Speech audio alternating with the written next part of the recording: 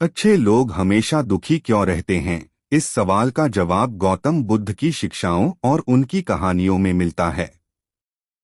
बुद्ध कहते हैं कि दुख का मूल कारण हमारी अपेक्षाएं, अत्यधिक संवेदनशीलता और संसार की अस्थिरता है। अच्छे लोग दूसरों के दुख को भी अपना मान लेते हैं और वे करुणा एवं अहिंसा में विश्वास करते हैं, जिससे वे संसार के दुख को महसूस करते हैं।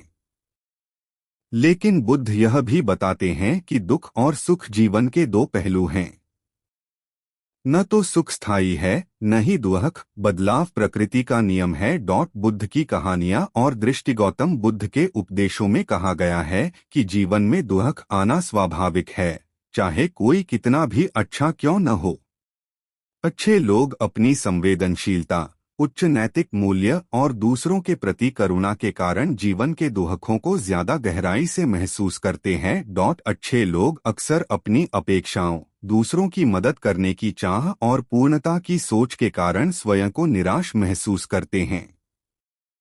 वे संसार की अन्याय और असमानता को देखकर दुखी हो जाते हैं। बुद्ध बताते हैं कि दुखों का कारण मुख्यतः हमारा मन है। अगर हम अपने मन को शांत कर लें तो दुख धीरे धीरे समाप्त होने लगता है।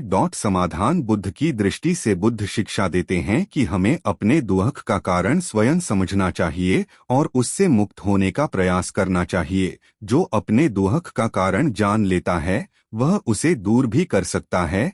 यह बुद्ध का मूल संदेश है। अच्छे कर्म जरूरी हैं, लेकिन अपने मन को संतुलन में रखना और हर परिस्थिति को स्वीकार करना बुद्ध की सिखावन है। इसलिए केवल अच्छे बनने से ही दुख दूर नहीं हो सकता, बल्कि सच्चे आत्मबोध और चिंतन से मिलता है। जीवन का सत्य और परिवर्तन बुद्ध कहते हैं, सुख दुख हमेशा आते जाते रहेंगे। जरूरत है अपने मन को संतुलित रखने की और दूसरों की मदद करने के साथ खुद को भी समझने की। अच्छे लोगों को अपना दुख समझदारी से स्वीकार करना चाहिए, क्योंकि इससे ही भीतर की शांति और आनंद प्राप्त होता है।